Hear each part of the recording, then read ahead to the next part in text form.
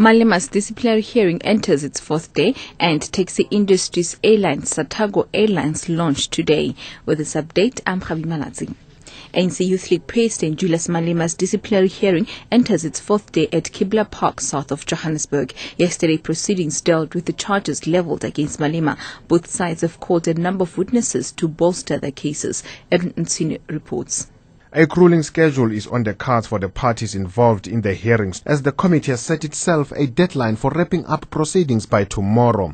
A list of witnesses testifying for and against Malema at the hearings has apparently turned the spotlight on the rift between his backers and opponents in the ANC. It's understood that Human Settlement Minister and ANC NEC member Tokyo Sekgwale, Sports Minister Fikile Mbalula and Tony Ngeni are expected to testify on behalf of Malema. And the prosecution will, according to reports, call ANC chairperson Baleka Mbete, party spokesperson Jackson Mthembu, as well as the ruling party's general secretary Gwede Mantashe. Edwin Nsidi, SABC News, Johannesburg.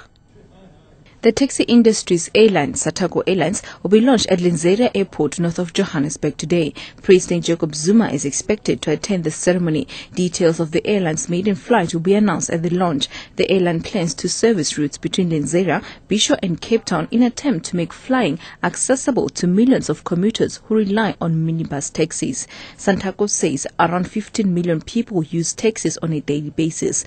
Tickets for the airline's flight will be available from retail supermarkets and major taxi ranks.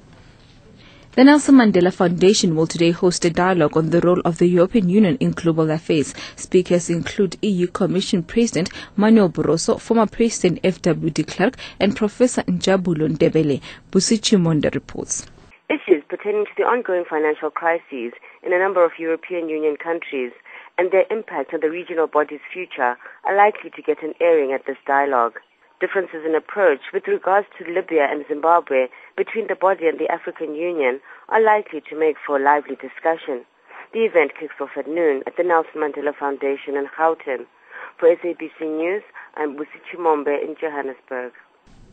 And finally, the Development Bank of Southern Africa, DBSA, has received 2,500 applications for project funding under the Treasury's Job Creation Fund. The government has set aside 9 billion rand for job creation. Treasury will release 2 billion rand a year into the fund, which was launched in June. The DBSA administers the job fund on behalf of Treasury. Dumisa Tlangwayo is the head of the unit that administers the fund at the DBSA. The 2 billion that still has to flow into the fund, because the money that has to be given, the grants that have to be given to the different projects, have to follow the decision from the investment committee and the announcement of the minister.